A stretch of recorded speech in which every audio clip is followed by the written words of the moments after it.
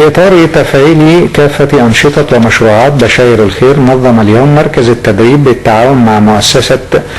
فيتك الممولة من المنحة الأمريكية ورشة عمل بعنوان دعوة منظمات المجتمع المدني من أجل الدفع بالتوظيف للعمل والإنتاج،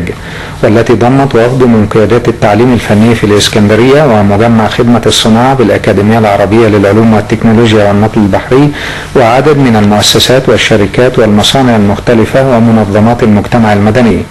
أوصت ورشة العمل إلى تحقيق تكامل وترابط وتشبيك بين كافة مؤسسات المجتمع لتطوير التعليم الفني بمشاركة كافة عناصر التطوير من خلق مهارات التوظيف بكافة المهن والحرف المختلفة، والعمل على تطوير مهارات الأجيال الجديدة وتسويق ورعاية رواد الأعمال وأصحاب المشاريع الصغيرة، مع توفير احتياجات السوق من العمالة الفنية المدربة والمؤهلة من خريجي كافة مدارس التعليم الفني، مع تشجيع كافة الشباب والأسر المنتجة للعمل الدائم وللإنتاج والإنجاز في مختلف المهن والحرف التي يتطلبها سوق العمل حاليا في مصر لمواجهة الظروف الاقتصادية، والتشجيع على إقامة مشروعات صغيرة ومتوسطة منتجة تعود عليهم بالنفع لرفع حالة الاقتصاد المصري من خلال الإنتاج والتصنيع المحلي وتحقيق التنمية المستدامة.